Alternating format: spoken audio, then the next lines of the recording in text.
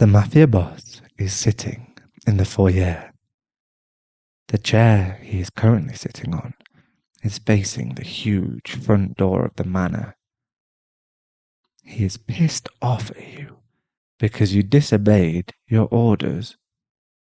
A lot of unwanted scenarios are playing at the back of his mind for every minute that has gone by.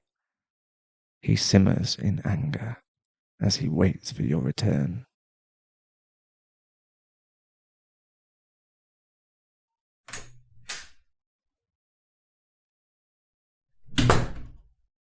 Where have you been?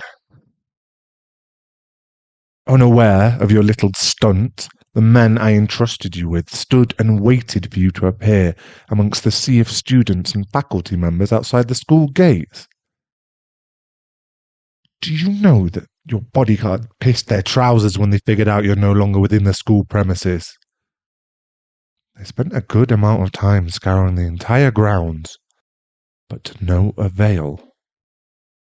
Their tails were tucked in between their legs when they returned back in this manner, without you in tow, knowing that they would face my wrath head-on because of your absence. They are currently nursing their badly beaten faces as we speak. I hoped their slightly battered state reminds you of how valuable you are to me. If you see them a bit roughed up tomorrow, covered with gauzes and bandages, do not blame yourself. They're on my payroll and were strictly instructed to keep an eye on you at all times, and they were ineffective at doing so.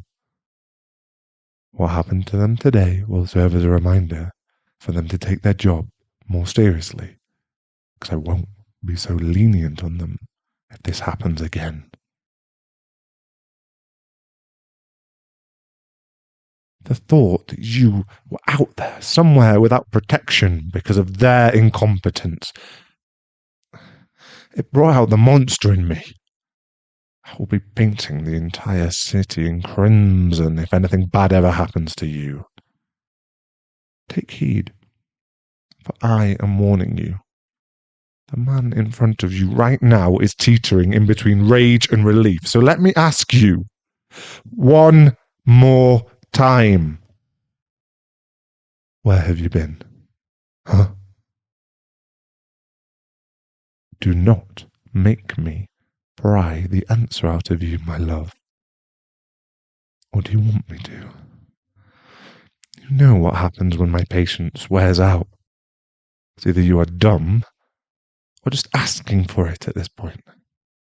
Testing the waters when it comes to my resolve isn't something you want to dabble in, or you're only going to end up drowning. Is that what you want?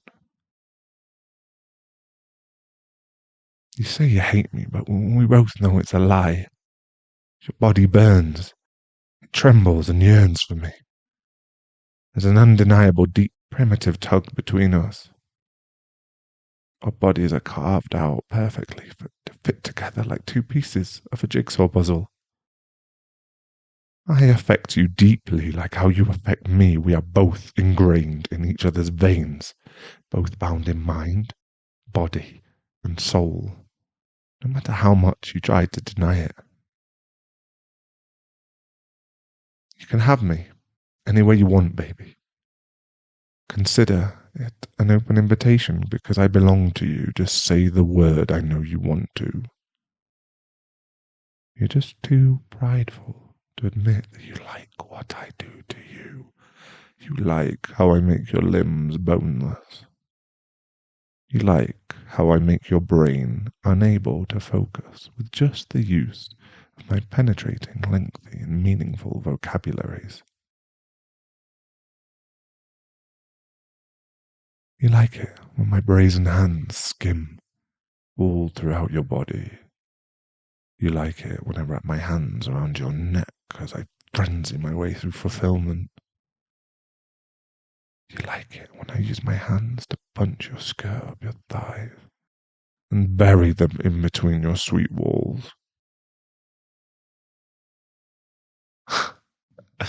Oh, you want me to stop talking? I barely even started, and yet here you are, already writhing beneath my presence. Did my litany of enticements excite you?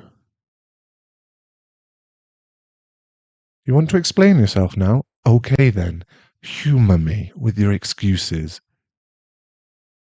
I will hear them out, but just so you know, regardless of the presented circumstances, your punishment still awaits. You'll be undraped and on all fours as you act as a stool for my feet to rest on while I leisurely sip a neat glass of bourbon later tonight. Do you understand? Go ahead, open that pretty little mouth of yours for me, but be mindful of your words, though. If I hear something I don't like, you'll end up on your knees, and I'll send your words right back down your throat until you gag.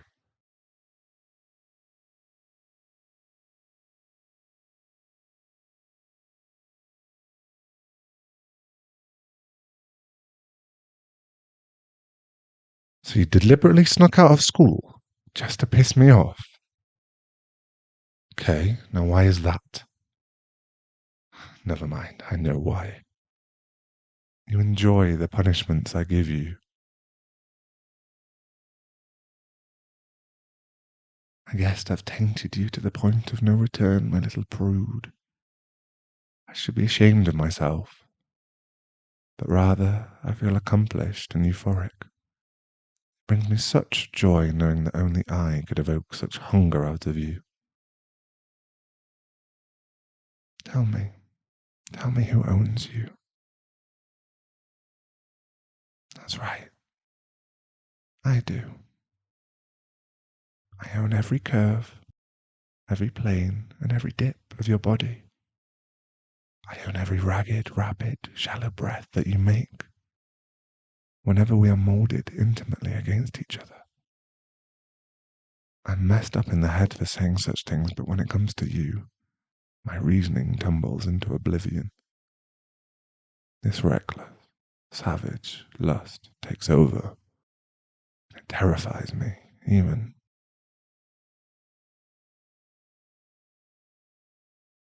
Don't look at me like that. You know it turns me on. Your stare beckons to me like a siren song.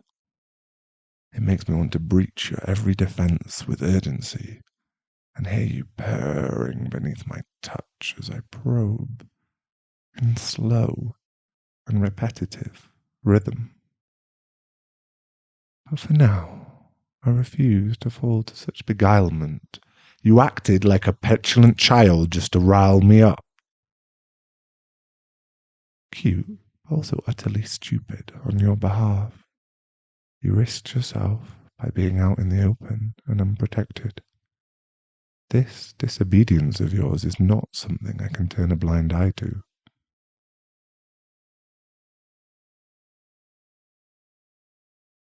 Listen, kidnapping and holding you against your will for almost a year is not something I'm proud of, nor regret at the same time.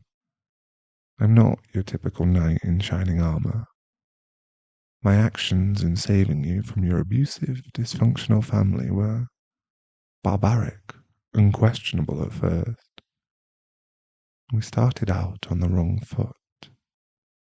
We have this love-hate relationship towards each other.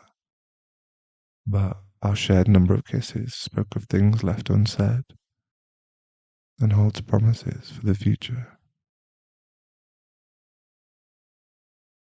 The Mafia may not be the typical family that you want, but in this family, we love, respect, obey, and most importantly, protect each other. My family is your new family now. I know you know and accept this fact already. You're just feigning that you hate your new life because you enjoy it when I grace both of your cheeks with my warm, calloused hands until they're raw and tender whenever you act out. Your wildness brews beneath your gentleness, and I get all the credits for wrestling it out of you.